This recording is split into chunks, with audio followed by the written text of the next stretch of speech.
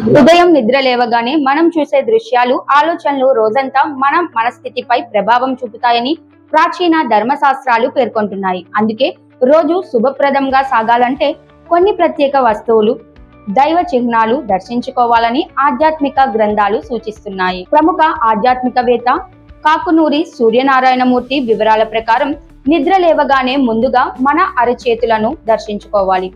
కరగ్రే వసతే లక్ష్మి, కరమధ్యే సరస్వతి, కరమూలేతు పార్వత్య, ప్రభాతే కరదర్శనం అనే శ్లోకం ప్రకారం చేతి కోనలో లక్ష్మీదేవి, మధ్య భాగంలో సరస్వతీదేవి, చేతి మూలంలో పార్వతీదేవి నివసిస్తారని విశ్వాసం. అందువల్ల అరచేతులను చూడటం ద్వారా ఐశ్వర్యం, విద్య, శక్తి లభిస్తాయని నమ్మకం. ఆ తర్వాత బంగారు వస్తువులు, ముఖ్యంగా ఉంగరం లేదా మంగళసూత్రం వంటి స్వర్ణాభరణాలను చూసి కళ్ళకు అద్దుకోవడం శుభప్రదంగా భావిస్తారు. అనంతరం దైవాన్ని స్మరించుకోవాలి. ముఖ్యంగా శ్రీకృష్ణుని నామస్మరణ చేయడం ద్వారా మనసుకు ప్రశాంతత, ఆధ్యాత్మిక శక్తి లభిస్తోందని శాస్త్రాలు చెబుతున్నాయి. భూమిపై అడుగుపెట్టే ముందు భూమాతకు నమస్కరించి కృతజ్ఞతలు తెలియజేయాలని సూచిస్తారు.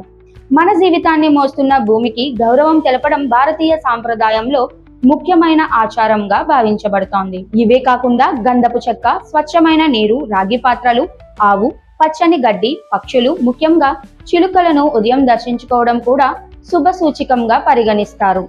ఈ శుభశకునాలు మనసుకు సానుకూల భావనలను కలిగించి రోజును ఉత్సాహంగా ప్రారంభించేందుకు దోహదపడతాయని పెద్దలు చెబుతున్నారు. అయితే ఇవన్నీ సాంప్రదాయ విశ్వాసాలు, ఆధ్యాత్మిక ఆచారాలకు సంబంధించినవి. వ్యక్తిగత నమ్మకాలు, ఆచారాల ప్రకారం వీటిని అనుసరించడం జరుగుతోంది.